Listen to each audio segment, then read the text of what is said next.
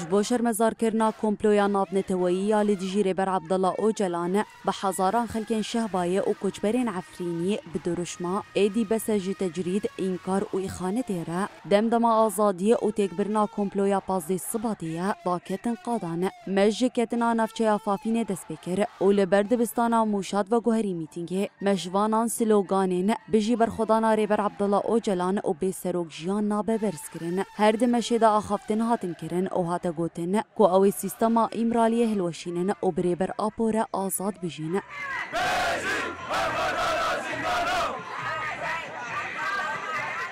ویرو جدی ریکویدا لهمبر کمپلوگرا لهمبر فاشیزم لهمبر داگرکریه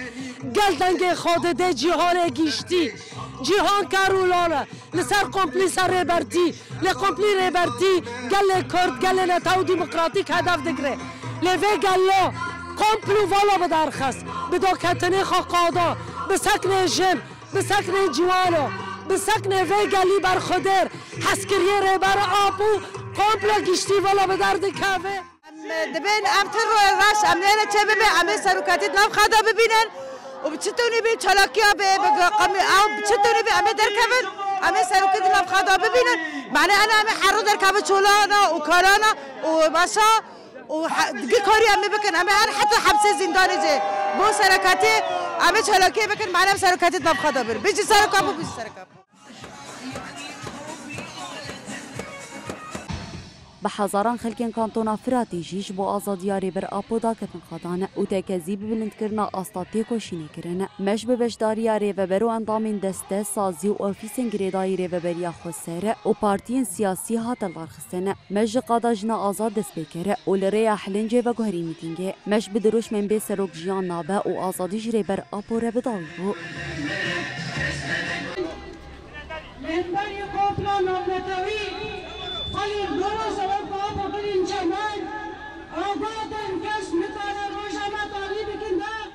راست ام کردن و ام خودی تمن ما تمن دایا لهمانی راستی سروک انسانیتیه سروک اولان تواییه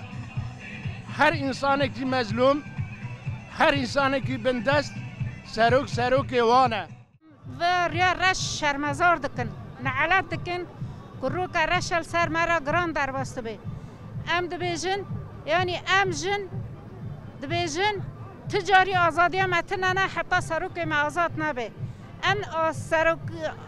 سروک خان نف خدا آزاد خوازن 3 مهنه از 3 سال و 3 ماه بونه تا آگاهی ما سروک متنانه ام دبیجن آگاهی سروک خام دخوازن لدیجی کمپلویا ناونتویی و تجریدا گرانکریا لگراوا امرالیه گله کرد و دوستین وان این لجیهانی دناوا چالاکیان دنه و دخواز آزادیاری بر آبود کنه